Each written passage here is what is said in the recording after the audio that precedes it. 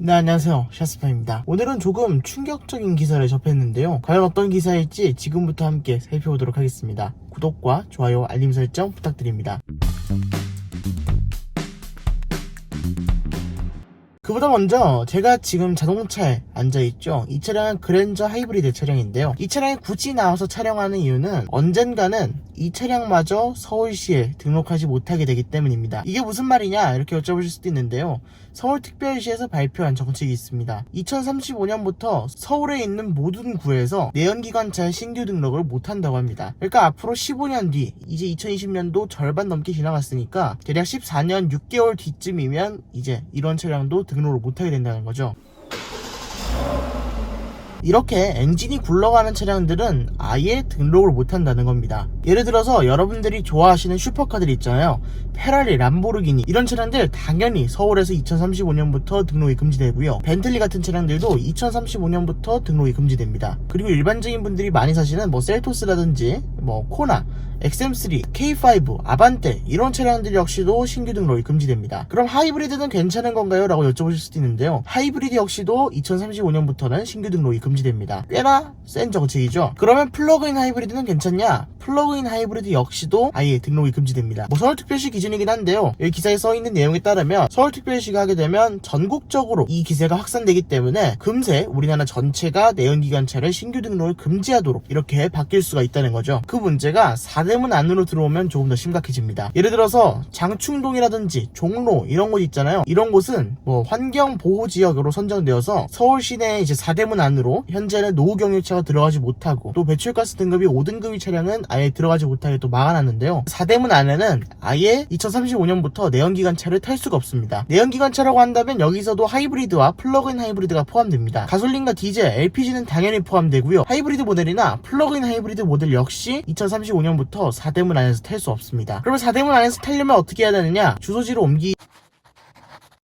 그럼 4대문 안에서 이 차량을 타고 싶으면 어떻게 해야 되느냐? 방법이 없습니다. 2035년부터는 외부의 차량도 4대문 안으로 들어가지 못합니다. 2035년부터 차를 끌고 4대문 안으로 들어가려면 수소차나 전기차가 있어야 된다는 거죠. 우리나라가 이런 문제에 대해서 너무 빠르게 대처한다 이렇게 생각하기는 조금 무리가 있습니다. 유럽만 해도 2035년부터 또 2040년부터 독일과 프랑스에서도 아예 이제 내연기관차를 전환하겠다고 밝혔기 때문에 우리나라도 선진국 대열에 맞춰가는 건데 막상 또 15년밖에 안 남았다고 하니까 좀 되게 아쉬워지는 감도 있죠. 굳이 하이브리드 차량 플러그인 하이브리드를 제한했어야 될까 이런 생각도 들지만 시대의 흐름에 따른 어쩔 수 없는 일이라고 합니다. 지금까지의 내용을 한마디로 요약해드리자면요. 2035년부터는 하이브리드, 플러그인 하이브리드, LPG, 가솔린 경유 차량에 서울시 신규 등록이 금지됩니다. 그리고 2035년부터는 아예 종로라든지 이런 4대문 안에는 들어갈 수가 없습니다. 그렇게 생각하시면 될 것 같고요. 여러분들이 이런 것도 궁금해하실 수도 있을 것 같아요. 그러면 택시 어떻게 하느냐? 택시도 2035년까지 전기차로 전환해야 되고요. 4대문 밖에서 다니는 택시라면 2035년까지 꼭 의무적으로 전환할 필요는 없다 그래요. 그런 대신에 이제 지원금 주니까 지원금 줄 때 이왕이면 내연기관차에서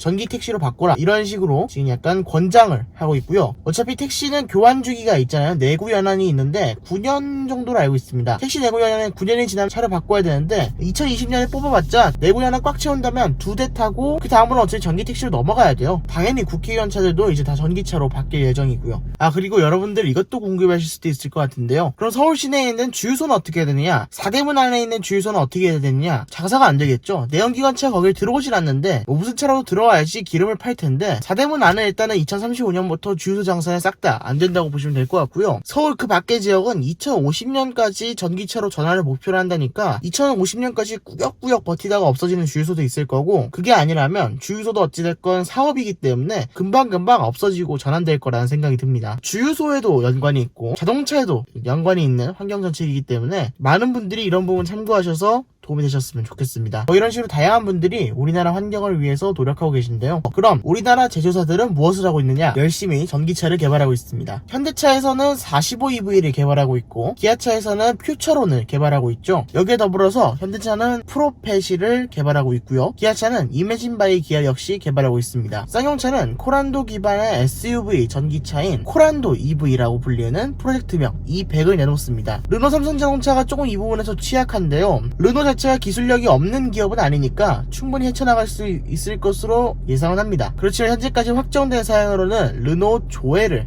판매한다고 합니다. 현재 서울시에 거주하고 계신 분들은 이 말을 잘 들으셔야 됩니다. 앞으로 차량을 선택하는데 중요한 영향을 줄 수도 있기 때문인데요. 지금 제 영상을 보시는 분들이 주로 카니발이나 투싼 이런 차량들을 구입하시려고 고민하고 계시죠? 그러면 지금 선택하는 차량 다음으로는 서울에 거주하신다면 전기차를 선택하셔야 될 겁니다. 그렇기 때문에 이왕이면 내연기관 한번 타볼 건지, 아니면 아예 전기차로 전환할 건지, 아니면 하이브리드로 그 중간의 감성을 누려볼 건지, 이런 부분에 대해서도 선택이 굉장히 중요하다고 생각됩니다. 전기차가 좋은 거는 저도 알고 있습니다. 전기차가 집에 충전기가 있고 회사에 충전기가 있는 등 자주 가는 목적지에 충전기가 있으면 충전 스트레스도 없고 또 출발 토크도 굉장히 좋고 뭐 여러모로 좋은 건 알고 있는데, 전기차를 맞이하기에는 조금 아쉬운 느낌이 듭니다. 뭐 이해를 못하는 건 아닙니다. 이해를 못하는 건 아닌데 머리로는 이해가 되는데 가슴으로는 또 이해가 안 되는 그런 게 있잖아요. 이게 그래 좋은 건 알겠어, 좋은데 난 이게 더 하고 싶어, 이런 거 있잖아요. 제가 딱 그런 마음인 것 같습니다. 뭐 이런 식으로 다양한 분들이 우리나라 환경을 위해서 노력하고 계신데요. 개인적으로 내연기관차 조금 더 타고 싶습니다. 아니 조금 더라고 할 것도 없죠. 첫 차가 전기차가 되긴 싫거든요. 그래서 내연기관차 한번 타볼 수 있도록 여러분들 구독과 좋아요 부탁드리고요. 그 다음에 많은 시청도 부탁드립니다. 그럼 지금까지 샷스파였습니다. 감사합니다.